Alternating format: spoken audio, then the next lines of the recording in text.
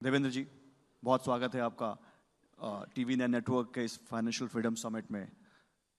सबसे पहले तो महाराष्ट्र अपने आप में आर्थिक राजधानी है देश की, और हम फाइनेंशियल फ्रीडम की बात कर रहे हैं। महाराष्ट्र का एक टारगेट था, हम क्योंकि राजनीति के भी सवाल करेंगे, हम अर्थव्यवस्था के भी सवाल करेंगे, लेकिन पहला सवाल तो अर्थव्यवस्था से जुड़ा हुआ ही है। आपका एक वादा था $1 ट्रिलियन इकोनॉमी बनाने का महाराष्ट्र को। उस वादे की क्या प्रोग्रेस है, कब तक बन जाएगा महाराष्ट्र? देखिए, देश में कई राज्य कह रहे हैं कि हम $1 ट्रिलियन इकोनॉमी बनाएंगे, लेकिन सबसे पहले ये आइडिया महाराष्ट्र ने शुरुआत की इसका एक हमने रोड मैप तैयार किया, एक हमने इकोनॉमिक एडवाइजरी कमेटी तैयार की। एन चंद्रशेखरन जो टाटा के प्रमुख है, टाटा सन्स के, उनकी अध्यक्षता में 20 सीईओ की कमेटी तैयार की और एक सेक्टोरल प्लान हमने तैयार किया, जिस प्लान पर हम वर्किंग कर रहे हैं। $1 ट्रिलियन इकोनॉमी में अभी सबसे पास महाराष्ट्र ही है, क्योंकि इन 2023-24 हम लोगों ने $500 ट्रिलियन मार्क को पार कर दिया है, हम उससे आगे चले गए हैं। और मुझे ऐसा लगता है कि जिस प्रकार की गति हम लोग देख रहे हैं, इस गति के चलते हम लोग 2030 तक किसी भी हालत में $1 ट्रिलियन इकोनॉमी बनेंगे। हमारा प्रयास है कि 2028 तक हम बन पाए, लेकिन बीच में जो 2 साल कोविड के और बाकी थोड़ा हमारे यहाँ गवर्नेंस प्रॉब्लम था, उसमें हम लोगों ने निगेटिव ग्रोथ रजिस्टर किया है। अगर उन 2 सालों को निकाल दे तो हमारा CAGR ये 10% है। तो मुझे लगता है कि by 2030 we will be the first subnational $1 trillion economy. तो आप कह रहे हैं फाइनेंशियल फ्रीडम 2028 तक? हाँ, बिल्कुल, 100%। आपने निगेटिव की भी बात की, तो क्या निगेटिव जो हुआ फाइनेंशियल के बारे में वो मविया सरकार के बाद? हाँ, बिल्कुल उसी समय हुआ है। आप देखिए, उस समय का हमारा ग्रोथ रेट निगेटिव है। उसके 2 कारण हैं। एक कारण तो हम कोविड कह सकते हैं, लेकिन कोविड में भी अन्य राज्यों ने पॉजिटिव ग्रोथ रजिस्टर किया है, देश ने भी पॉजिटिव ग्रोथ रजिस्टर किया है। चूंकि उस समय सरकार की पॉलिसी ही कामों को रोकने की थी। देखिए, हमारे डेवलपमेंट के 2 मॉडल हैं, एक इंफ्रास्ट्रक्चर लेड ग्रोथ और दूसरा इन्वेस्टमेंट लेड ग्रोथ। अब इंफ्रास्ट्रक्चर लेड ग्रोथ में अगर सारे आप जो इंफ्रास्ट्रक्चर के की प्रोजेक्ट्स हैं उनको रोक देंगे तो आपकी इकोनॉमी को किस प्रकार से बूस्ट मिलेगा? आपने कोस्टल रोड रोक दिया, आपने मेट्रो रोक दी, आपने अंडरग्राउंड मेट्रो रोक दी, आपने एयरपोर्ट रोक दिया, सब कामों में कोई ना कोई अड़ंगा लगा, तो हमारा ग्रोथ थोड़ा उस समय रुका। लेकिन ठीक है, अब ग्रोथ ने पिकअप किया हुआ है, हम लोग बहुत अच्छा कर रहे हैं, हम प्रोजेक्ट्स को कंप्लीट कर रहे हैं, हमारा रेट ऑफ इन्वेस्टमेंट अच्छा है, तो मुझे विश्वास है कि अब हम लोग इसको पूरा कर पाएंगे। लेकिन देवेंद्र जी, ये एक नैरेटिव भी था चुनाव के वक्त, ये कैसे होगा जब इंडस्ट्रीज महाराष्ट्र के बजाय दूसरे राज्यों में चली जाएंगी? और इसको लेकर बड़ा आप लोगों के ऊपर आरोप भी लगा कि महाराष्ट्र की इंडस्ट्रीज कुछ दूसरे राज्यों में जा रहे हैं। ऐसा है कि ये जो आरोप है, ये तथ्यों के बिना, किसी भी प्रकार का अभ्यास किए बिना ये आरोप लगाया जा रहा है। देखिए, अभी मैं डावोस गया था और डावोस में 6 राज्य थे, कोई राज्य 1 लाख करोड़ की भी इन्वेस्टमेंट नहीं ला पाया। हमने 16 लाख करोड़ की इन्वेस्टमेंट वहां से लाई। और मैं सबसे बड़ा आंकड़ा आपको बताना चाहता हूं कि 2023, 2024 और अब 2025 हर साल FDI में महाराष्ट्र नंबर 1 है। और मैं आपके चैनल पे पहली बार आंकड़ा बता रहा हूं, आप उसको ब्रेक कर सकते हैं कि आज ही FDI का 3rd क्वार्टर के रिजल्ट्स आए हैं और महाराष्ट्र ही नंबर 1 है, सबसे ज्यादा इन्वेस्टमेंट। और 2 नंबर का जो राज्य है उससे 3 गुना ज्यादा इन्वेस्टमेंट ये महाराष्ट्र में आया है। इसलिए देखिए, ऐसा है कि देश में 10 राज्य कंपीट करते हैं, तो कोई हर प्रोजेक्ट तो कोई महाराष्ट्र में नहीं आएगा, कोई गुजरात में जाएगा, कोई कर्नाटक में जाएगा, कोई तमिलनाडु में जाएगा। लेकिन इसका मतलब महाराष्ट्र पीछे जा रहा है, महाराष्ट्र लूज हो रहा है, बिल्कुल नहीं। आप आरबीआई के आंकड़े देख लीजिए, we have been number 1, we are number 1 and we will be number 1। आपने ये बात की अभी कि यहाँ पे प्रोजेक्ट आने चाहिए, लेकिन सुरक्षा भी तो बहुत ज़रूरी है। फडणवीस साहब, क्या आपने ये जो कंपनीज है या कॉरपोरेट है उनको ये बताया है कि वो यहाँ आएंगे तो उनसे कोई फिरौती नहीं वसूली जाएगी? देखिए, पहली बात तो ये है कि महाराष्ट्र में कानून व्यवस्था अच्छी है, इसीलिए कंपनी आना चाहती है। आप देखिए क्या जबरदस्त इनफ्लो आज हमको दिखाई पड़ता है। हाँ, कुछ इंसिडेंसेस होते हैं, लेकिन उन इंसिडेंसेस पे हमारी जीरो टॉलरेंस पॉलिसी है। इसके कारण कंपनीज को विश्वास है। आज सुबह ही मेरी कोका कोला के सीईओ से मुलाकात हुई और कुछ इन्वेस्टमेंट की बातें भी हुई, लेकिन उन्होंने हमको थैंक किया कि उनके 2 प्लांट्स में अलग अलग जगह जब तकलीफ करने का किसी ने प्रयास किया, हम लोगों ने बिल्कुल उन लोगों को इस प्रकार से दंडित किया कि वापस आने की उन्होंने हिम्मत नहीं की।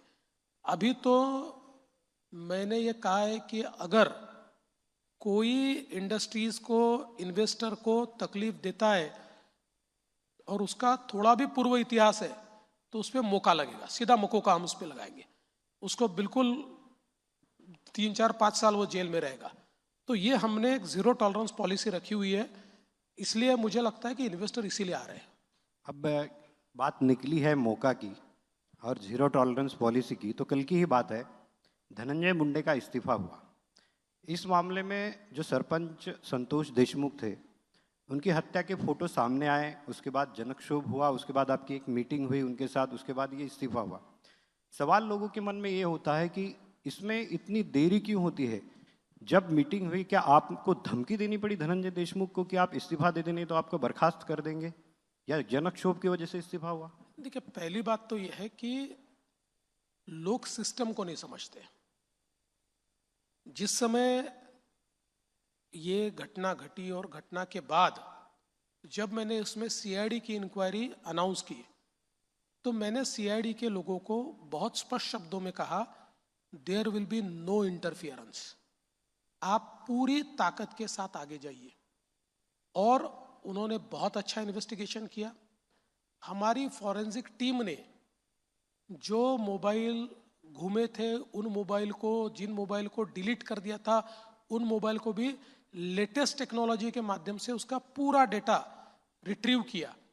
और आज ये जो सारी चीज़ें या जो फोटोग्राफ भी लोगों के सामने आ रहे हैं, इसलिए आ रहे हैं, ये फोटोग्राफ किसी ने ढूंढ कर निकाले हुए नहीं है, ये पुलिस ने खुद ढूंढे हैं और पार्ट ऑफ चार्जशीट इसको किया हुआ है। तो मुझे ये लगता है कि इस पूरे मामले में सीआईडी ने बहुत अच्छा काम किया है और हमारा कोई इंटरफेरेंस नहीं। चार्जशीट जिस दिन दाखिल हुई उसी दिन मुझे पता चला है कि क्या इन्वेस्टिगेशन है। तब तक मैं होम मिनिस्टर हूं, लेकिन मैंने एक बार भी उनको ये नहीं कहा कि आप मुझे बताकर कीजिए या मुझे दिखाकर कीजिए। इनफॉर्मली भी मैंने कोई भी उस चार्जशीट के बारे में उनके साथ आपने फोटो भी नहीं देखे थे? बिल्कुल नहीं। वो चार्जशीट दाखिल होने के बाद ही मैंने देखे, क्योंकि इसमें यह जरूरी था, अगर मैं उसको सैनिटाइज करूंगा तो दूसरा कोई हिम्मत ही नहीं करेगा, तो दूसरे किसी की हिम्मत भी नहीं थी। और कई बार लोग ये नहीं समझते। अब जैसे उज्ज्वल निकम जी जो हमारे देश के सबसे बड़े क्रिमिनल लॉयर है, उज्ज्वल निकम जी से हमने बातचीत की, उन्होंने हाँ कहा। उसके बाद हम लोगों ने उज्ज्वल निकम जी को अपॉइंट करने में देरी क्यों की? वो इसलिए देरी की क्योंकि प्रोसिक्यूशन के नियम के अनुसार प्रोसिक्यूशन लॉयर ये चार्जशीट में असिस्ट नहीं कर सकता है। इसलिए जिस दिन चार्जशीट दाखिल हुई उसी दिन हम उनको अपॉइंट कर सकते हैं। अदरवाइज टेक्निकली जो गुनहगार होते हैं उनको, इससे पहले सुप्रीम कोर्ट ने इस प्रकार का निर्णय दिया हुआ है कि अगर प्रोसिक्यूशन लॉयर ने चार्जशीट में इंटरफियर किया है तो टेक्निकली ये केस नहीं बनता है। तो ये लोगों को समझता नहीं है। लोग रोज हम पर आरोप लगाते हैं, आपने उसको अपॉइंट क्यों नहीं किया, आपने लेट क्यों अपॉइंट किया। इसी प्रकार से देखिए, अभी धनंजय मुंडे, इनका इस्तीफा सही समय हुआ, गलत समय हुआ, इसके डिबेट में मैं नहीं जाता। देखो, राजनीति में आप पहले दिन भी ले लो, दूसरे दिन भी ले लो या आखिरी दिन भी ले लो, लोग जिसको बोलना है बोलते हैं। हाँ, हमने एक बहुत स्पष्ट भूमिका उसमें रखी कि जिस प्रकार के ये फोटोज सामने आए हैं, जिस प्रकार की हत्या हुई है और हत्या में जिसको मास्टरमाइंड माना है वो अगर मिनिस्टर के इतने करीबी है तो फिर मिनिस्टर ने नैतिकता के आधार पर इस्तीफा देना चाहिए। मुझे लगता है अल्टीमेटली कोएलिशन पॉलिटिक्स है, कभी कभी इसमें निर्णय को थोड़ा टाइम भी लगता है, लेकिन फर्मली हमने इसको डील किया है और उन्होंने इस्तीफा दिया है। लेकिन आपने मेरे सवाल का जवाब नहीं दिया। मैंने पूछा था कि आप धनंजय मुंडे को आपने धमकी दी कि आप उनको बर्खास्त करेंगे, उसके बाद ये इस्तीफा हुआ है। देखिए, मैंने जो कहना था वो बहुत साफ शब्दों में आपको कह दिया, इससे आगे कहना उचित भी नहीं है। आप डिनाई नहीं कर रहे हैं? इससे आगे कहना उचित ही नहीं है। ठीक है। आपने चार्जशीट की बात की, एक और सवाल। चार्जशीट बहुत पुख्ता है, आप भी खुद एक लॉयर है, मैं जानता हूँ चार्जशीट मैंने भी देखी है। उन अफसरों की तारीफ करनी पड़ेगी जिन्होंने चार्जशीट की है, बहुत ही पुख्ता है। लेकिन चार्जशीट में एक बात कही गई है फडणवीस जी कि ये जो कुछ हुई हत्या संतोष देशमुख की वो फिरौती के लिए हुई, फिरौती से सब कुछ शुरू हुआ और उसके बाद हत्या हुई। यानी कि फिरौती के मामले में जो आरोपी है वही आरोपी हत्या के मामले में है।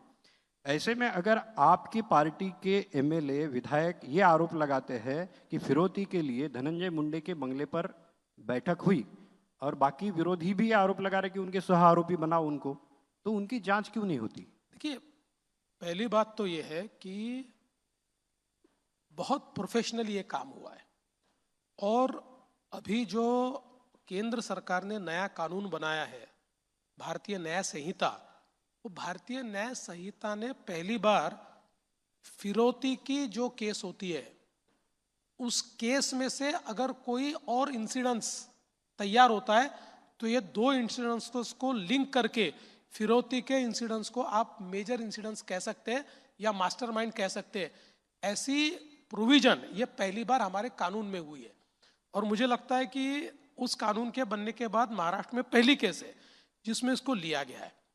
जब इसकी तफ्तीश की गई उस समय भी सीआईडी के ऊपर कोई दबाव नहीं है। सीआईडी को अगर एक भी सबूत कि धनंजय मुंडे डायरेक्ट इसमें इन्वॉल्व थे या उनके यहाँ पर कोई मीटिंग हुई या उन्होंने इसमें कोई दबाव डाला, ऐसी कोई भी चीज मिलती तो सीआईडी उसके ऊपर कार्रवाई करती। मेरी जानकारी के अनुसार ऐसी कोई चीज नहीं है। देखिए, हमारे पार्टी के भी कुछ लोग आरोप लगाते हैं, विरोधी पार्टी के भी लगाते हैं। सिर्फ आरोप लगाने से नहीं होता। देखिए, प्रोसिक्यूशन जो होता है ना, ये भावनाओं पे नहीं चलता है। लोग भावनाओं की बात करते हैं। Prosecution needs hard evidence, hard evidence पे प्रोसिक्यूशन चलता है।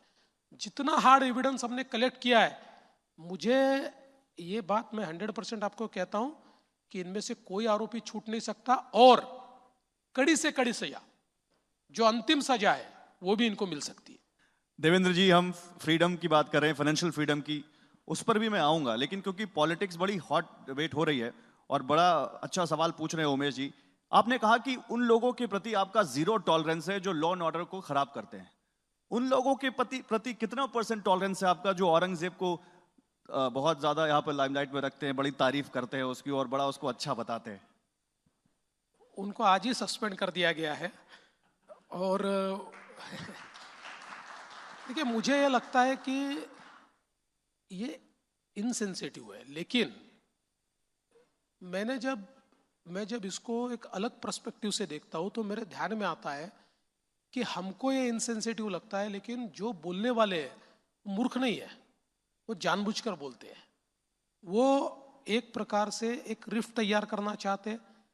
उनकी वोट बैंक में जो रेडिकल एलिमेंट है उसको वो एड्रेस करना चाहते हैं, इसलिए वो इस प्रकार की बात बोलते हैं। नहीं तो ये दुनिया को मालूम है कि जिस प्रकार से औरंगजेब ने हिंदुओं के मंदिरों को तोड़ा, जिस प्रकार से हिंदुओं का कत्लेआम किया, जिस प्रकार से केवल हिंदुओं पर कर लगाए, जिस प्रकार से हिंदुओं की माताओं बहनों को प्रताड़ित किया, ये सारी चीजें। और इसमें सबसे खराब अगर कोई चीज होगी तो जिस प्रकार से औरंगजेब ने छत्रपति संभाजी महाराज को तड़पा तड़पा कर वहां पर मारा। छत्रपति संभाजी महाराज, जिनके बारे में कहते हैं देश धर्म पर मिटने वाला शेर शिवा का छावा था, महापराक्रमी परम प्रतापी एक ही शंभू राजा था। 9 साल संभाजी महाराज उनसे लड़ते रहे। वो संभाजी महाराज को एक भी लड़ाई में परास्त नहीं कर पाए।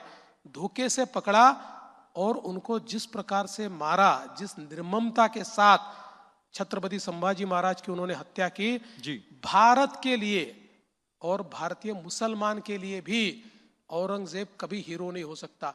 आप मुझे बताइए, इस देश में एक परंपरा है, हमारे राजाओं की परंपरा देख लीजिए, समझ लीजिए प्रभु श्री राम है, उनको तो हम भगवान मानते हैं, या श्री कृष्ण मान लीजिए, या उसके बाद के भी हमारे राजा मान लीजिए, शिवाजी महाराज है, संभाजी महाराज है, इन सब के नाम लोग अपने बच्चों के रखते हैं जी। एक औरंगजेब नाम का आप लड़का दिखा दीजिए अभी, एक मुसलमानों का भी हीरो नहीं हो सकता औरंगजेब, आपको एक मुसलमानों में भी औरंगजेब नाम का आदमी नहीं मिलेगा। तो ऐसे समय औरंगजेब का महिमा मंडन ये करना नहीं बिल्कुल गलत है। तो आप जब कह रहे हैं कि वो बिना सोचे समझे नहीं कह रहे हैं, हाँ उसके बिल्कुल, पीछे उनकी सोच है 100। देखिए तो वो क्या सोच है वो? ये जो सोच है ना, ये समाजवादी पार्टी जो यूपी में भी चुनाव लड़ने वाली है आने वाले दिनों में, इनको अब ये लगता है कि तुष्टीकरण की नीति से अगर हम लोग जो हमारे माइनॉरिटी के लोग हैं उनको रेडिकलाइज करेंगे और उनको वोट बैंक के रूप में इस्तेमाल कर पाएंगे, तो जो एक प्रकार से लोकसभा के समय जी उन्होंने यूपी में किया, उनको लगता है वो उसको रिपीट कर पाएंगे, लेकिन अब ये होने वाला नहीं है। नहीं, लेकिन अखिलेश यादव खुलकर अपने विधायक के समर्थन में आ गए हैं। वो ये कह रहे हैं कि सच पर कोई निलंबन से सच की जुबान पर कोई लगाम नहीं लगा सकता। ये उनकी नकारात्मक सोच का बचपना है। आजाद ख्याल कहे आज का, नहीं चाहिए भाजपा। मुझे लगता है कि अखिलेश यादव, मैं उनको अपील करता हूं, मैंने तो उनका स्टेटमेंट पढ़ा नहीं, आप जो बता रहे वही स्टेटमेंट है, अगर ये स्टेटमेंट उनका है तो मैं अखिलेश यादव को अपील करता हूं कि वो ये बता दे कि उनके पुरखे शिवाजी महाराज को मानने वाले हैं, वो शिवाजी महाराज को मानने वाले हैं, वो शिवाजी महाराज की विरासत को मानने वाले हैं, या उनको औरंगजेब की विरासत चाहिए। औरंगजेब की विरासत को मानने वाले अगर वो होंगे तो ऐसा स्टेटमेंट कर सकते हैं। अगर इतना सा भी उनके खून के कतरे में छत्रपति शिवाजी महाराज के जज्बात होंगे तो ऐसी बात वो नहीं कर सकते। एक सवाल इसी से जुड़ा और जोड़ लूं, फिर उमेश भाई आप भी पूछेगा, क्योंकि इसी पर रिएक्शन उत्तर प्रदेश के सीएम योगी आदित्यनाथ जी का आया है। उनका कहना है कि औरंगजेब को हीरो बताने वाले को यहां रहने का अधिकार नहीं है, और वो कह रहे हैं कि जो वहां जिन्होंने कहा है उनको पार्टी से निकाल देना चाहिए, और उत्तर प्रदेश को ऐसे लोगों का इलाज करना आता है। तो आता तो आपको भी होगा, हमने तो इलाज कर दिया। केवल सस्पेंशन या उसके आगे भी कुछ? देखिए, हम तो लोकतंत्र में रहने वाले लोग हैं, तो लोकतांत्रिक तरीके से जो इलाज कर सकते थे उसको कर दिया। अभी उससे आगे कोई नेशनल चैनल पे तो नहीं बोला जाता। अगला इलाज अगर कुछ करना भी है, कुछ है मतलब, तो नेशनल चैनल पे थोड़ी इलाज होता है। कुछ है चल रहा है। फडणवीस जी, आप पहले भी छत्रपति शिवाजी महाराज का आप इतना आदर करते, पहले भी आप हमारे यहाँ आए थे तो सूरत की लूट का मामला निकला था, आपने कहा कि उनके नाम के सामने लूट शब्द नहीं होना चाहिए। लेकिन महाराष्ट्र में तो कुछ लोग ऐसे भी हैं, जैसे कोरटकर जैसे लोग, जो आपका नाम लेकर धमकियां भी देते हैं और छत्रपति शिवाजी महाराज के बारे में कुछ गलत बातें भी कहते हैं। तो ये लोग आपको दिक्कतें पैदा नहीं कर रहे? देखिए, एक तो पहली बात, कोरटकर से हमारा क्या वास्ता, वो तो पत्रकार है, सबके साथ फोटो निकालता है, सबके यहाँ घूमता है, और उन्होंने जो किया है वो मूर्खता भी है और ऐसी बातों का समर्थन भी नहीं हो सकता, और ऐसे लोगों को माफ करने का कोई सवाल नहीं उठता। ठीक है, उन्होंने अभी कोर्ट वोट से कोई ऑर्डर लिया होगा, हम ऊपर के कोर्ट में जाएंगे, लेकिन इस बात के लिए उनको दंडित किया जाएगा। दूसरा सवाल मेरा ये है, पहले एक मंत्री की बात की थी मैंने, दूसरे एक मंत्री है मानिकराव कोकाटे, जिनको 2 साल की सजा हुई, बावजूद इसके वो मंत्रिमंडल में है। तो सवाल जब उठते हैं कि दोषी मंत्री विधानसभा में कैसे, विरोधी तो सवाल उठाएंगे। विरोधी सवाल उठाएंगे, उनको पूरा अधिकार है, लेकिन आज ही कोर्ट ने उनकी जो सजा है उसको स्थगित कर दिया है, और हमारा जो रिप्रेजेंटेशन ऑफ पीपल एक्ट, इसमें सेंटेंस सस्पेंड हुई तो आपका पद जाता है, लेकिन सजा अगर स्थगित हुई तो आपका पद नहीं जाता, इसलिए उनका पद नहीं जाएगा। और to be fair to him, जो उनके खिलाफ निर्णय आया है उस निर्णय में एक चीज को दरकिनार किया गया, और वो चीज ये थी कि इसी मामले में, जिस मामले में उनको दोषी करार दिया गया, ये मामला सिविल कोर्ट में चला और सिविल कोर्ट ने उनके साइड से निर्णय दिया है। सिविल कोर्ट ने स्पष्ट रूप से कहा है कि इन्होंने नियमों में रहकर ये सारा व्यवहार किया है, नियमों के बाहर जाकर नहीं किया। तो क्रिमिनल कोर्ट ने सिविल कोर्ट के ऑर्डर को दरकिनार करते हुए उसी चीज के लिए उनको दोषी ठहरा। इसीलिए वो जब ऊपर के कोर्ट में गए तो ऊपर के कोर्ट ने उसको स्टे दे दिया है। तो मुझे लगता है अब ये मामला समाप्त हो चुका है। चलो ठीक है, पहले मंत्री हो गए मुंडे, दूसरे हो गए मंत्री हो गए कोकाटे। ये दोनों भी मंत्री आपके पार्टी के नहीं है, दोनों भी अजीत दादा की पार्टी राष्ट्रवादी के मंत्री है, आपके साथ गठबंधन में है। लेकिन जब गठबंधन के जो सहयोगी है उनके मंत्री इस तरह की गलतियां करती है तो भाजपा को उसका खामियाजा भी भुगतना पड़ता है और टारगेट आप होते हैं। देखिए, मुख्यमंत्री तो टारगेट होगा ही, लेकिन मैं आपको एक कहता हूं, दो चीजें बिल्कुल अलग है। एक अलायंस का धर्म, उसका पालन तो मैं करूंगा ही, लेकिन साथ साथ जीरो टॉलरेंस की नीति उनके लिए भी रहेगी। ऐसा नहीं है कि सिर्फ मेरे लोगों के लिए मैं जीरो टॉलरेंस की नीति रखूंगा।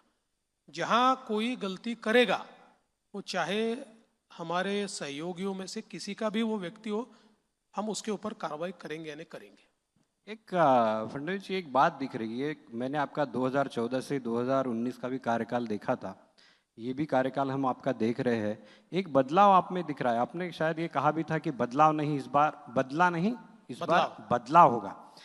तो क्या एक आपने माणिकराव कोकाटे को लेकर एक बात कही थी कि अब जितने भी मंत्री होंगे उनके मंत्रियों के पीए और ओएसडी भी मुख्यमंत्री तय करेंगे। क्या ये आप रिमोट कंट्रोल बिठा रहे हैं पूरे मंत्रिमंडल पे? देखिए, पहली बात यह है कि पीए और पीएस तय करने का अधिकार सीएम का ही है, ये मंत्री का नहीं है। मंत्री सीएम के पास प्रस्ताव भेजते हैं। मैंने उनको कहा, आप मेरे पास प्रस्ताव भेजिए, आपके प्रस्ताव में आप जिसका नाम भेजेंगे उसका बैकग्राउंड चेक होगा। बैकग्राउंड चेक में अगर वो फिक्सर है, मंत्रालय में अलग अलग प्रकार की चीजें करता है, उसके ऊपर कुछ केसेस है, इस प्रकार की बातें अगर सामने आई तो मैं उनको अलाउ नहीं करूंगा, मैं वो नाम वापस भेजूंगा, आप दूसरा नाम भेजिए, नाम आप ही तय कीजिए, लेकिन बैकग्राउंड चेक में करूंगा। तो इसलिए हमारे पास कुल 125-126 नाम आए, जिसमें से 109 लोगों को मैंने अप्रूव किया।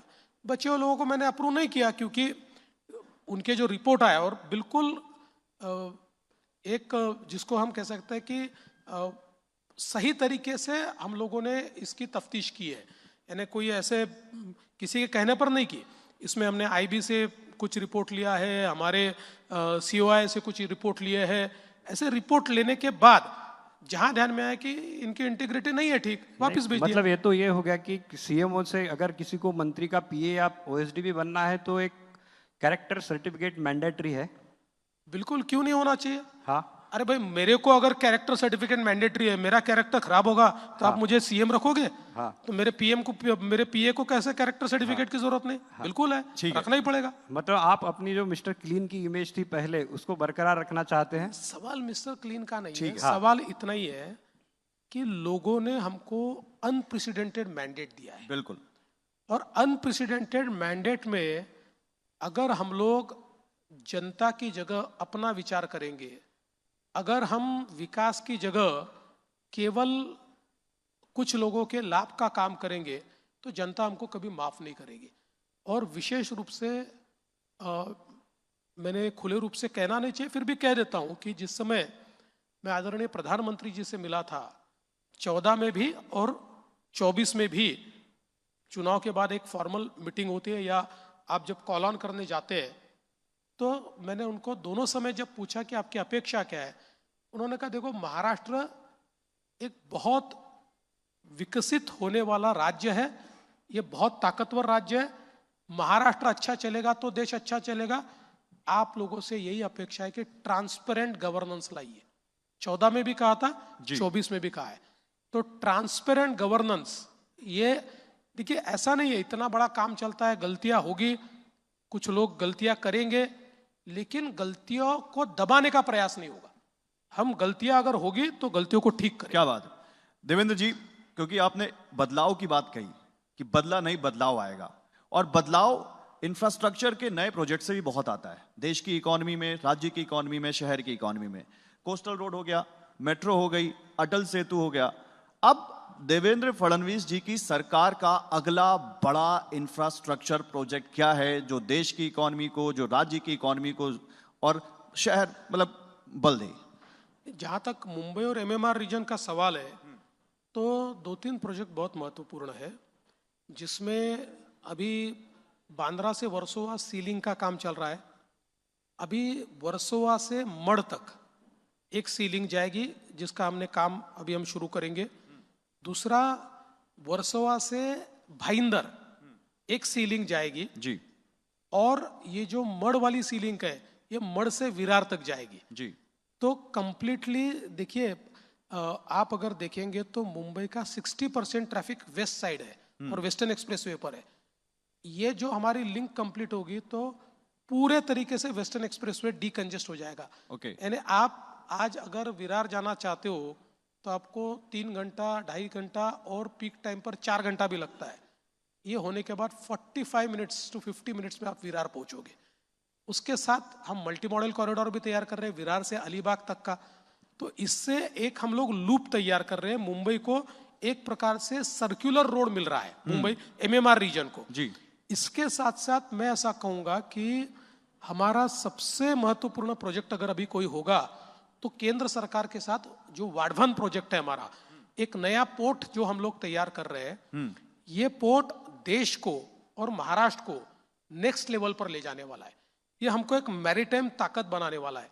ठीक है, मैं आपको जस्ट मतलब आपको अंदाजा इसलिए कहना चाहता हूं कि एक मुंबई की जो एक बिजनेस प्राइमेसी है या एक इंडस्ट्री प्राइमेसी है, उसका एक मेजर कारण है जेएनपीटी पोर्ट। जेएनपीटी पोर्ट ये हमारे देश का 65% कंटेनर ट्रैफिक हैंडल करता है। तो ये सबसे बड़ा देश का पोर्ट है। अभी ये जो वाढवण का पोर्ट हम कर रहे हैं, ये जेएनपीटी से 3 गुना बड़ा है। अच्छा, 3 टाइम्स बड़ा है। और इस पोर्ट में देश में सबसे deep draft 10 kilometre 20 metres draft है इसमें।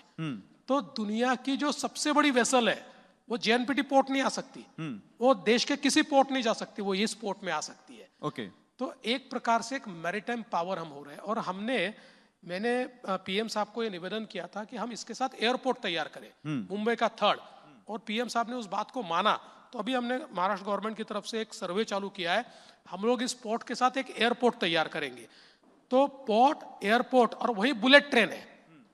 तो एक चौथी मुंबई जो है, तीसरी मुंबई तो हम अटल सेतु के बाजू बनाएंगे, चौथी मुंबई उधर बनेगी, जो एक बहुत बड़ा इंडस्ट्रियल और बिजनेस एग्लोमरेशन होगा। और टेक्नोलॉजी का जो एक बड़ा अर्बन एग्लोमरेशन होगा। ये जो हमारा अटल सेतु है, अटल सेतु के बाद और हमारा जो न्यू एयरपोर्ट है, इसके संलग्नित जो एरिया है वो इतना बड़ा एरिया है कि it is 3 bigger than Mumbai. आज की जो मुंबई है इससे 3 गुना बड़ा है। ये हमारा टेक्नोलॉजी और इनोवेशन की सिटी तैयार होगी। आज भी अगर हम देख सकते हैं कि हमारे देश की 65% डेटा सेंटर कैपेसिटी ये इस एरिया में तैयार हुई है। और आगे भी अभी रोज हमारे पास डेटा सेंटर के लिए बहुत बड़े पैमाने पर निवेश आ रहा है। और इसके साथ साथ हम लोगों ने इंफ्रास्ट्रक्चर में और कई चीजें, मतलब रोड्स के तो कई चीजें, हम शक्तिपीठ महामार्ग बना रहे हैं, लेकिन उसमें मैं ऐसा मानता हूं कि जो महाराष्ट्र की तस्वीर बदल सकते हैं, ऐसे हमारे रिवर लिंकेज प्रोजेक्ट है। जिन प्रोजेक्ट्स में हम लोग विदर्भ में जो प्रोजेक्ट कर रहे हैं, जिसमें हम वैनगंगा रिवर को नळगंगा रिवर से हम कनेक्ट कर रहे हैं, इसमें 550 किलोमीटर की नई नदी हम तैयार कर रहे हैं, एक न्यू रिवर 550। और विदर्भ के 8 जिलों को 7 जिलों को पूरे तरीके से ये जो प्रोजेक्ट है ये ड्राउट फ्री बना देगा। इसके साथ साथ जो समुद्र में पानी बहकर जाता है, ऐसा 54 टीएमसी पानी ये हम लोग रिवर लिंकेज के माध्यम से गोदावरी में ला रहे हैं। गोदावरी महाराष्ट्र का जो बेसिन है, इसमें 49% महाराष्ट्र गोदावरी पर डिपेंडेंट है। और वो बेसिन जो है डेफिसिट बेसिन है, उसका डेफिसिट हम लोग पूरा कर देंगे तो हमारा जो नॉर्दर्न महाराष्ट्र और मराठवाड़ा है ये पूरे तरीके से ड्राउट फ्री हो जाएगा। ठीक है। तो एक प्रकार से ऐसे कई प्रोजेक्ट, पुणे में नया एयरपोर्ट बनाएंगे, नागपुर में हम लोग नया ब्राउनफील्ड एयरपोर्ट बनाएंगे, मुंबई में मैंने पहले ही बताया एक नया नहीं, एयरपोर्ट लेकिन हम बनाएंगे, शिरडी का एयरपोर्ट हम बना रहे हैं। तो एक प्रकार से पोर्ट हो, रोड हो, एयरपोर्ट हो या हाउसिंग के प्रोजेक्ट हो। अभी परसों हम लोगों ने प्रधानमंत्री आवास योजना का देश का सबसे बड़ा टारगेट लिया, 20 लाख घर, उसमें से 10 लाख घरों को पैसे भी दे दिए फर्स्ट हफ्ता, 5 लाख घरों को अभी 2-3 दिन में देंगे। तो मुझे ऐसा लगता है कि देश के इतिहास में एक ही साल में 20 लाख घरों का काम शुरू होना, ये रिकॉर्ड आज महाराष्ट्र कर रहा है। नहीं, लेकिन बड़ी अच्छी बात है, एक बार जोरदार तालियां हो जाए देवेंद्र जी के इसके लिए। लेकिन देवेंद्र जी, फिर इसका एक दूसरा पक्ष भी है। चुनाव के समय एक योजना जिसको लेकर कहा गया कि बीजेपी की जीत में लाड़की बहनी योजना का बहुत अहम योगदान रहा, और उसका जो बजट आता है वो करीब 40-45 हजार करोड़ के आसपास का आता है, और उसके साथ जो दूसरी योजनाएं जोड़े तो 1 लाख करोड़ के आसपास पहुंचता है जिनका बजट जो आपको देना है। लोग ये कह रहे हैं, इनफैक्ट आरबीआई के पूर्व गवर्नर हैं, उन्होंने भी कहा कि अब लोगों को फ्री वीज को लेकर स्टेट्स को और केंद्र को साथ में बैठना होगा। क्या आपको लगता है कि इन योजनाओं की वजह से जिन इंफ्रास्ट्रक्चर की प्रोजेक्ट्स का आपने जिक्र किया या जो दूसरी योजनाएं हो सकती हैं उन पर असर पड़ता है और उससे वो दूसरी योजनाएं प्रभावित होती हैं? देखिए, महाराष्ट्र ने कुल मिलाकर ये जो सारी योजनाएं, इसकी कुल राशि 60,000 करोड़ रुपया है, और इसमें 2 मेजर कंपोनेंट है। एक है हम लोग जो महिलाओं को 1500 रुपया महीना दे रहे हैं, और दूसरा हमने किसानों को जो बिजली का बिल है वो माफ़ कर दिया है। पहले जो किसानों की बात है उसमें हम लोगों ने ये सोच समझ कर किया है, क्योंकि हम लोगों ने अभी हमारे फीडर्स का सोलराइजेशन शुरू किया, और देश की सबसे बड़ी योजना हम लोगों ने तैयार की जी। जिस योजना में आज हम लोग 16,000 मेगावाट बिजली किसानों को देते हैं। 8 रुपये में हमको बिजली पड़ती है, किसानों को 1.25 रुपया हम लेते हैं, बचा हुआ सारा हम लोग उनको एक प्रकार से सब्सिडी देते हैं। इसमें आधी सब्सिडी, क्रॉस सब्सिडी, ये उद्योगों से आती है, आधी बजट से आती है जी। तो अब हम लोगों ने देश का सबसे बड़ा डिस्ट्रीब्यूटेड नेटवर्क शुरू किया सोलराइजेशन का, and by end of 2026 16,000 megawatt पूरी बिजली हमने अलग कंपनी तैयार की, ये हमारी सोलर से आ जाएंगे। अभी 3,000 मेगावाट का तैयार भी हो गया। तो इससे हमको फायदा ये होगा कि जो 8 रुपए की बिजली हमको पड़ती थी वो हमको 3 रुपए में पड़ेगी, तो हमारा 5 रुपया बच रहा है। तो ये जो 5 रुपया बच रहा है ये हम अब बजट में से हमको देना नहीं पड़ेगा। तो इसलिए हमारे लिए ये तो बड़ा आसान है कि जो हमने फ्री बिजली दी हुई है उसमें हमारा कोई नुकसान नहीं हो रहा, उल्टा हम लोग उसको रेवेन्यू न्यूट्रल कर पा रहे हैं जी। हाँ, जहां तक लाडली बहन का जो हमको 45,000 करोड़ रुपया देना पड़ रहा है, वो उसका एक स्ट्रेस निश्चित रूप से हमारे बजट पर आएगा। हम लोग ये प्रयास कर रहे हैं लेकिन कि ये केवल हमने पैसा दे दिया यहाँ तक सीमित न रहे। तो इसका एक बड़ा अच्छा प्रयोग किया हमारी बहनों ने, और नागपुर के अंदर बहनों ने साथ में आकर और एक स्मॉल सोसाइटी, क्रेडिट सोसाइटी तैयार की, और उन्होंने अपने 1,500 रुपये उसमें डालकर और 30 लाख रुपए जमा किए। अभी ये जो एक मॉडल तैयार हुआ है, इसी मॉडल को हम आगे ले जाना चाहते हैं। ये सारी बहनों को केवल पैसा लेने वाली नहीं, पैसा इन्वेस्ट करने वाली हम बनाएंगे, और इन्हीं में से हम लखपति दीदी तैयार करेंगे। हमने टारगेट किया है कि 1 करोड़ बहनों को हमको लखपति दीदी बनाना है। अभी हम 14-15 लाख बना चुके हैं, 1 करोड़ बहनों को बनाना है। तो ये पैसा भी केवल डोल्स के रूप में चला जाए यहाँ तक सीमित नहीं है, हमने उस पर भी एक अपनी नीति बनाई है। हाँ, ये जरूर है, इसमें मैं कोई दो राय नहीं मेरी कि इस प्रकार की जो योजनाएं हैं, ये योजनाएं आपका रेवेन्यू डेफिसिट भी बढ़ाती है, आपका फिस्कल डेफिसिट भी बढ़ाती है, लेकिन मुझे ऐसा लगता है कि इसका एक सोशल एंगल भी है, जिस एंगल को अगर हम देखें तो इससे एक महिलाओं को अधिकारिता भी मिलती है। तो अल्टीमेटली प्रोसेस तो 2 टाइप से होती है, एक आप इंफ्रास्ट्रक्चर तैयार करते हो, दूसरा आप सोशल सिक्योरिटी नेट तैयार करते हो। अब दोनों का बैलेंस स्ट्राइक करने की कोशिश कर रहे हैं। नहीं तो इसी में एक छोटा सा सवाल, तो क्या आने वाले समय में आप क्या इस योजना में कुछ ट्वीक कर सकते हैं, कुछ चेंज कर सकते हैं? क्योंकि अभी कुछ महिलाओं को 5 लाख महिलाओं को निकाला गया है, और शायद और किया जा सकता है, कुछ चेंजेस आ सकते हैं इसमें। 2 करोड़ 80 लाख महिलाएं उसमें है, 2 करोड़ 80 लाख। जी जी। और चूंकि हम लोगों ने पहले स्क्रूटिनी नहीं की, पहले योजना रोल आउट की, तो अब जो ध्यान में आता है कि उसमें एक एलिजिबिलिटी क्राइटेरिया था कि 2.5 लाख से नीचे इनकम हो, उनके घर में कार ना हो, वो इनकम टैक्स पे ही ना हो, कुछ लोगों ने या कुछ हमारी बहनों ने इसको दरकिनार करते हैं उसका फायदा लिया है। तो अभी हम केवल इतना ही कर रहे हैं कि जो हमारे निकष है उसमें जो बैठते हैं उनको हम रखेंगे, क्योंकि हमको कल सीएजी को भी जवाब देना है। सीएजी हमको पूछने वाला है कि इन एलिजिबल लोगों को आपने कैसे दिया, तो इसलिए वही प्रोसेस चल रही है। इस प्रोसेस में कोई बहुत करोड़ लोग कम नहीं होने वाले, बहुत थोड़े लोग कम होंगे, थोड़ी बहनें कम होगी, लेकिन वो करना भी पड़ेगा। जी, थोड़ा राजनीति की तरफ लेके आता हूँ दोबारा वापस। अगर सब कुछ सही चलना है तो सब कुछ सही चलना चाहिए। बातें ये होती है कि एकनाथ शिंदे और बीजेपी के बीच कोल्ड वॉर चल रहा है। शिंदे जी को आपने मुख्यमंत्री नहीं बनाया, क्या बीजेपी ने उनको कोई वर्ड दिया था? क्योंकि बाद में वो काफ़ी सारे नाराज से दिखाई दिए, गार्डियन मिनिस्टर हो, मंत्रिमंडल का बंटवारा हो। देखिए, जो हमने निर्णय किया शिंदे जी की सहमति से किया, और शिंदे जी ने मैं स्वयं ये कहा कि मैं ये समझता हूँ कि भारतीय जनता पार्टी के स्वयं के 137 आए हैं और 144 इज अ मैजिक फिगर।